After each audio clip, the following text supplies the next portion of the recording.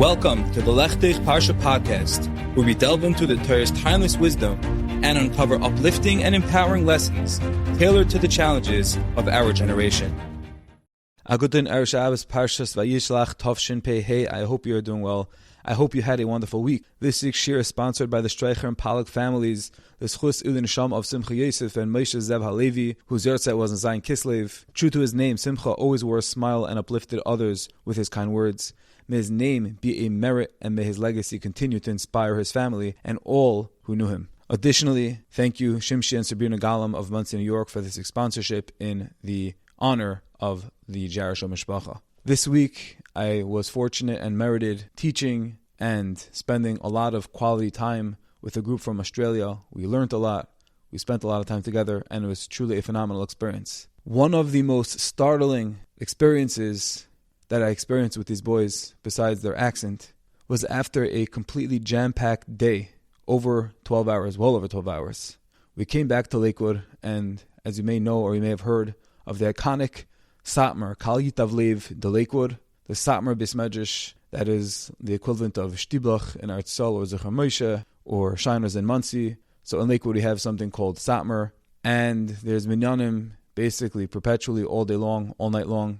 And after an entire day with these boys who aren't exactly completely observant, I asked them, do you want to come to Marav with me? Because I'm going to have to go after I drop you off, so are you interested in coming? And they responded so quickly, all of them together, Kulam, B'kol echad nanu, they all answered and they said, yeah, like of course, for sure. Yeah, we would love to come. I was pleasantly surprised. I wasn't going to ask any questions. Why, what, where? Aren't you tired? Are you going to be able to do it? And they were all eager, excited, and Kachava, we pulled up to Satmar, they came out, they put on the yarmulkes, walked in, sat down, davened like mentioned, and I still didn't ask them what spurred their decision, but it was very clear that they felt a sense of mission, they felt a sense of accomplishment and connectivity that they were able to achieve. After an entire day of having fun and of learning, they felt they can do even more. As tired as they may have been, as wiped out, and as much as they wanted to just wind down, they realize they're on a trip, they're on a mission, they're on a journey, and they're here to connect and to learn more and to explore and to deepen their connection with Hashem. And this decision was perhaps simple and a no-brainer to them, was part of their experience maybe, but to me, I saw something unique, more unique than all the black hats and the long payas and the long kapotas, whatever you want to call them in Satmar. And that is, I saw a genuine desire of boys from Australia who aren't so affiliated, who aren't so connected, but they viewed a Mariv as a time to connect, a time to grow. And they realized there was an opportunity, not of a lifetime, because hopefully they'll daven again and they davened in the past. But they didn't want to pass it up.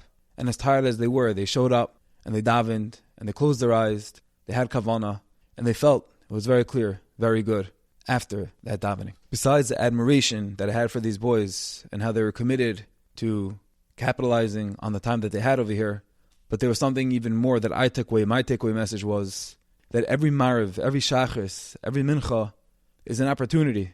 And it almost becomes routine, it becomes rote. Yeah, we daven Shachris Mincha Mariv every single day. Shachris Mincha Mariv, Shabbos, Yom Tif, Yom Kippur. It doesn't matter what day, that we just do it. But being with these boys reminded me that every Mariv, even it's a Darabanan, every Mariv, every Tefillah is significant, is cherished and coveted by the Rabbanu Shalom. And he wants, and he yearns, and he anticipates our tefillah.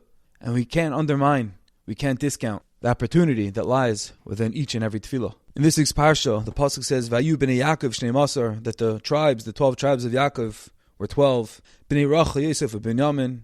Eli b'nei Yaakov asher yulad b'Padan Aram. These were the children that Yaakov had in Padan Aram. And the Mefarshim ask, that this pasuk really does make sense. It's not true, because Binyamin was not born in Padan Aram. So the Mefarshim are very troubled that it seems to be the Torah is telling us something that's just simply not a fact. How do we reconcile? How do we resolve this issue? To answer this, Rav Elia Baruch of the Mir quotes the Chizkuni, who writes, Devarim niflaim, wondrous words, literally, life-changing. And he writes as follows. He says, the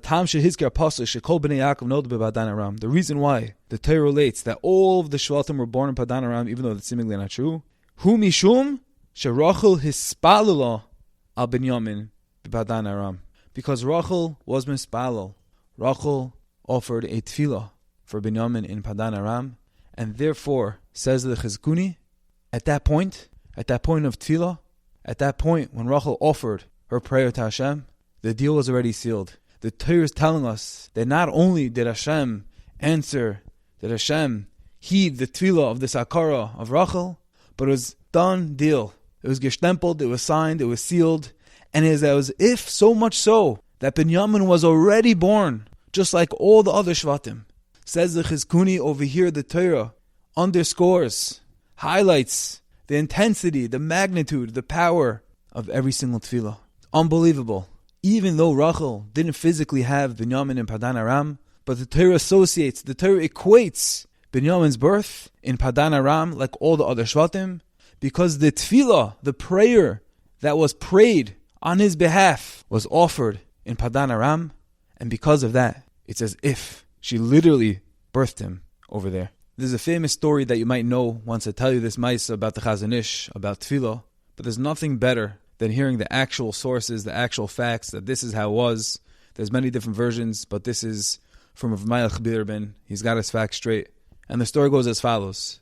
Reb Nechemia Becker told the Chazon Ish that his wife suffered complications after childbirth, and the doctors recommended surgery. And the Chazon Ish replied, "What's the question? Certainly, of course you should have the surgery. It's pikuach nefesh after all." And the Chazon Ish asked Rav Becker to remain for mincha. And of course, Rav Becker stayed around. And after mincha, the Chazon Ish told Rav Becker that he thought the matter over and decided that his wife didn't need the operation at all. And Rav Becker was completely puzzled. He said, "I don't understand. This is a matter, like you said, of pikuach nefesh, life and death. And before you rendered a psak, you paskined that my wife needs to go with the operation. How can it be that in the span of 15 minutes you have such a drastic change of hearts for the matters of life and death itself?" The Chazon Ish replied, "I said that before I daven mincha, but now it's after mincha." Sure enough, Rebbetzin Becker had another 8 children, and she lived past the age of 80. This is a Maisa that connects right back into this parsha. Rachel Imenu prayed for her son Binyamin in Padan Aram, and it was considered a done deal. And the Torah associates the birth of Binyamin in Padan Aram, because that's where the tefillah is offered. The Chazon Ish originally thought that they should go with the operation, but he davened the tefillah, he davened for clarity, he davened for guidance, how to properly handle and to paskin this shaila of nefashos, of pikuach nefashos, life and death. And after a tefillas mincha, it was signed and sealed. He had no more sveikus. He was able to tell Rav Becker with certainty, completely resolute on his wife's life, don't go with the surgery. Something that seems not logical, something that seems perhaps dangerous. How could it be the doctors are all saying you have to go to surgery? Says the Chazon Ish, I daven the tefillas mincha. Nothing, no one can contest with that, because tefillah is what seals the deal. Unfortunately, we are still living in the tremendously eerie, bleak times that have unfolded a long time ago.